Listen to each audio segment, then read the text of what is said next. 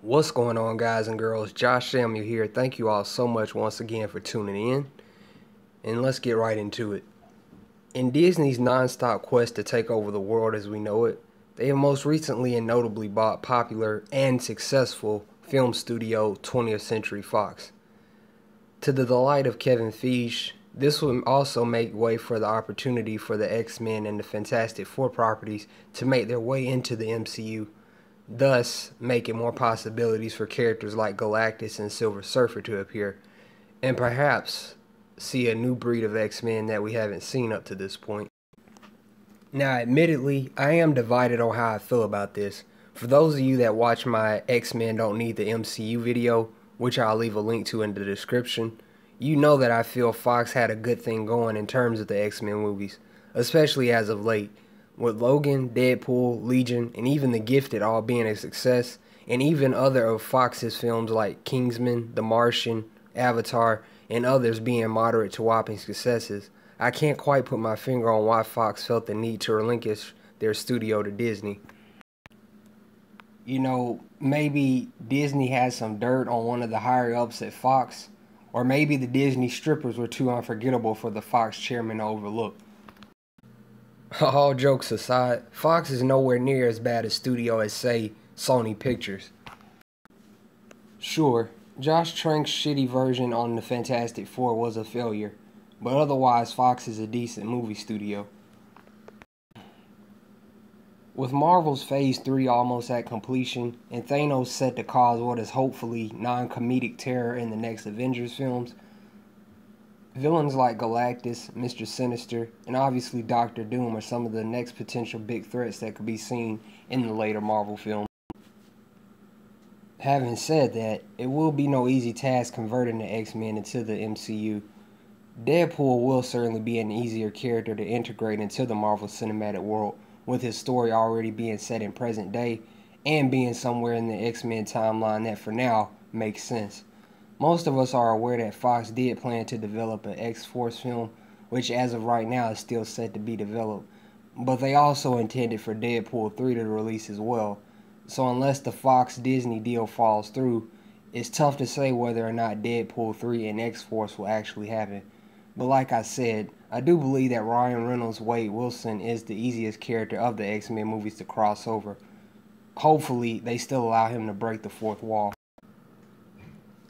Now, as stated in my X-Men Don't Need the MCU video and my Logan vs. Wonder Woman debate video, much of Logan's success is due to Daphne King's winning portrayal of X-23, and much to the delight of fans, a spinoff was announced late last year, with Daphne herself seemingly being confirmed to return.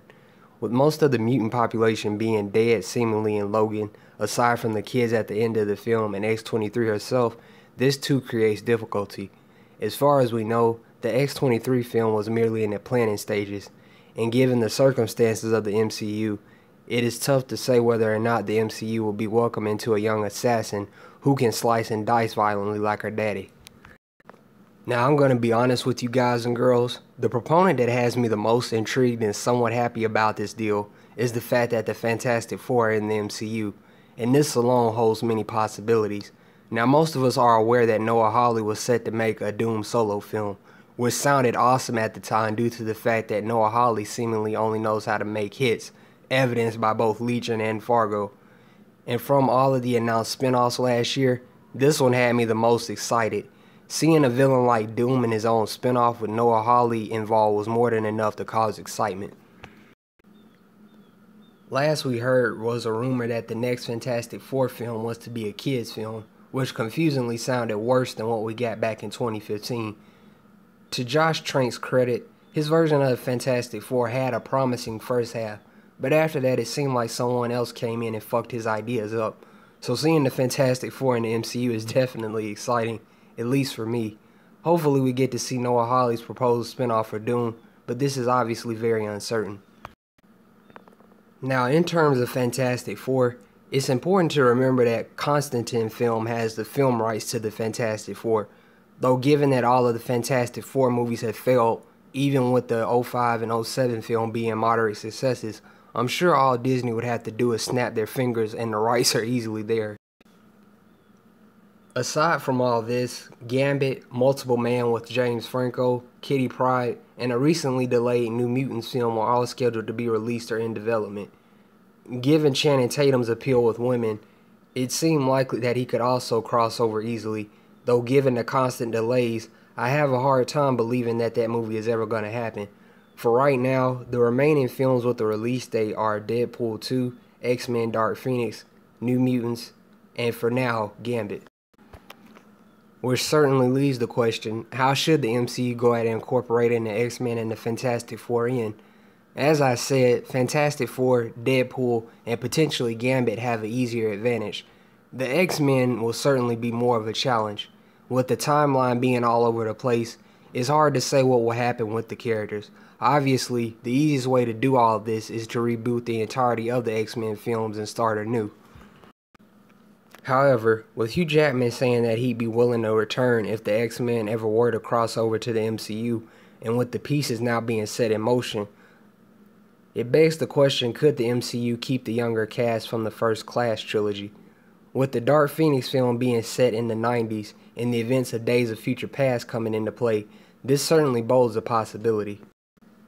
But again, with the mutants, aside from X-23 and those other kids, being seemingly wiped out, I often see suggestions such as, well, maybe it could be revealed that some of the mutants actually survive in movies leading up to a potential MCU X-Men film. That certainly is true, and with Scarlet Witch already being in this universe, this could add even more scenarios. The House of M storyline is one thing that certainly comes to mind, and stories involving the Illuminati are admittedly exciting. I'm not too fond of an Avengers vs. X-Men scenario, only due to the fact that I'd much rather see Steve Rogers and Scott Summers on the same side, not trying to kill each other. I'd say the challenge is not so much how can you incorporate the X-Men and the Fantastic Four into the MCU. The challenge is how can the MCU make the X-Men and the Fantastic Four better? How can an MCU X-Men film contend with a movie like Days of Future Past or Logan? Because I see some of you all in the comment section, I don't know how old some of you all are, nor do I really care, but some of y'all just like to deep throat the MCU like it's your sworn duty. Like if someone mentions an X-Men film and an MCU film in the same sentence, it's like, well, aside from Logan and Days of Future Past, the other X-Men movies suck. Ugh. And meanwhile, forgetting about movies like X-Men First Class, X2, and even the Wolverine aside from his so-so third act. At any rate, though Fox has been bought by Disney, the deal itself has not officially gone through. It can still be rescinded, though this is highly unlikely. So despite the hooping and the hollering of most MCU fans everywhere, we won't be seeing an X-Men or a Fantastic Four film anytime soon. 2021 or 2022 is likely the earliest we would. And while I certainly don't like the idea of Disney suddenly halting Fox's progress with the X-Men while the series was just catching steam, I am a tad bit hopeful at what the end result will be.